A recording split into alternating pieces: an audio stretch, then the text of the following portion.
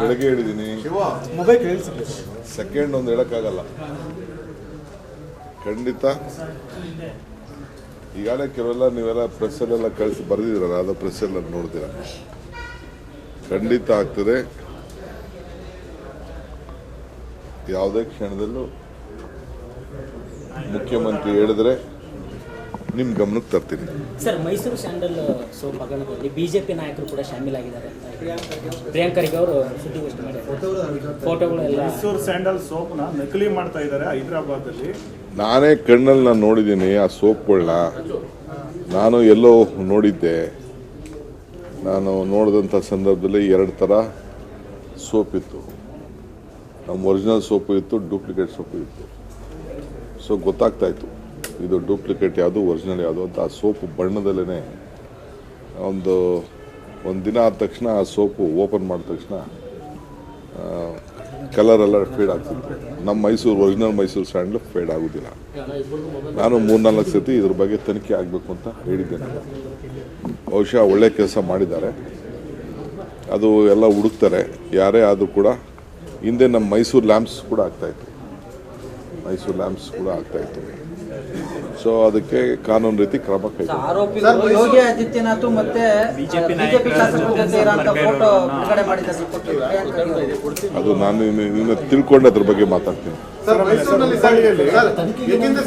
ಮೈಸೂರಿನಲ್ಲಿ 5 ವರ್ಷ ಮುಖ್ಯಮಂತ್ರಿ ಸಿದ್ದರಾಮಯ್ಯ ಇರಬೇಕು ಅನ್ನೋ ಬೆಂಬಲ ಕೊಡಿ ಅಂತ ಹೇಳ್ತಾರೆ. ಅಧಿಕಾರ ಮುಂಚೆನೇ ಹಂಚಿಕೆ ಸೂತ್ರ ಓಕೆ ಆಗಿದೆ ಸರ್. ಏನು ಹೇಳಿ? ಹಾಸನದಲ್ಲಿ ಯತೀಂದ್ರ ಸಿದ್ದರಾಮಯ್ಯ ಅವರು ಲೋಕಸಭೆಯಲ್ಲಿ ಅತಿ ಹೆಚ್ಚು ಸ್ಥಾನ ಬಂದ್ರೆ ಸಿದ್ದರಾಮಯ್ಯನವರು 5 ವರ್ಷ ಪೂರ್ಣ ಇರ್ತಾರೆ ಅಧಿಕಾರಾವಧಿ ಅಂತ ನೋಡಿಯಪ್ಪ, ನಮ್ಮ ಸರ್ಕಾರ 5 ವರ್ಷ ಬಲಿಷ್ಠವಾಗಿ ಇರ್ತದೆ. ಯಾರ ಕೆಲವು ತಪ್ಪಿಸೋಕ್ಕಾಗಲ್ಲ. ನಂಬರ್ 1.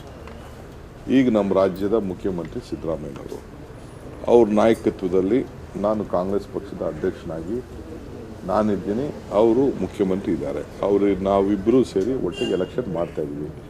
ಅವ್ರ ಲೀಡರ್ಶಿಪ್ಪು ಎಲೆಕ್ಷನ್ ನಡೀತದೆ. ಅದರಲ್ಲೇನು ಅನುಮಾನ ಏನಿಲ್ಲ. ಆಸೆ ಪಡೋದು, ಕೇಳೋದು, ಜನರಿಗೆ ಅಪೀಲ್ ಮಾಡೋಂಥದ್ದು. ಈಗ ನಾನು ನಮ್ಮ ಕಡೆ ಹೋದಾಗ ನನಗೆ ಶಕ್ತಿ ಕೊಡಿ ಅಂತ ನಾನೇ ಕೇಳ್ತೀನಿ. ಇದು ಎಲ್ಲರ ಸ್ವಾಭಾವಿಕ ಧರ್ಮ. ಅದಕ್ಕೆ ಯಾಕೆ ನಾವು ಬೇರೆ ಥರ ಟ್ವಿಸ್ಟ್ ಮಾಡಬೇಕು? ಟ್ವಿಸ್ಟ್ ಮಾಡೋಂಥ ಅವಶ್ಯಕತೆ ಇಲ್ಲ. ಯತೀಂದ್ರ ಭಾಳ ಸೆನ್ಸಿಬಲ್ ನಾಯಕ, ಉದ್ಭವ ಆಗ್ತಾ ಇರೋಂಥ ನಾಯಕ.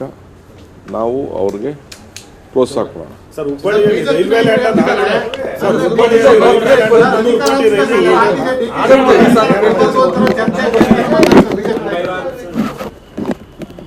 ಬಿಜೆಪಿ ನಾಯಕರು ಅಧಿಕಾರ ಹಂಚಿಕೆ ಸೂತ್ರ ಅದು ಮಾತುಕತೆ ಆಗಿದೆ.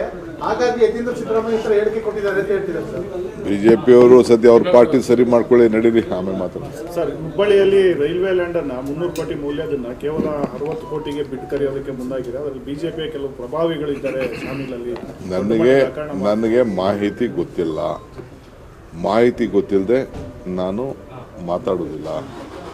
ಅದು ರೈಲ್ವೆಗೆ ಸಂಬಂಧಪಟ್ಟಂಥದ್ದು. ಯಾರು ರೈಲ್ವೆಯವರು ನಮ್ಮ ರಾಜ್ಯದ ಆಸ್ತಿ ಇತ್ತು ಅಂದರೆ ನಮಗೇನಾದ್ರು ಮಾಹಿತಿ ಇತ್ತು ಅದ್ರ ಬಗ್ಗೆ ರಿಯಾಕ್ಟ್ ಮಾಡ್ತೀನಿ. ನಾನು ಅನವಶ್ಯಕತೆ ಹಂಗೆಲ್ಲ ರಿಯಾಕ್ಟ್ ಮಾಡೋಕ್ಕೆ ಹೋಗಲ್ಲ. ಅಶ್ವತ್ಥ ನಾರಾಯಣ ತಾವು ಸಿಎಂ ಆಗಬೇಕಂತ ಹೇಳಿದ್ದಾರೆ ಸರ್.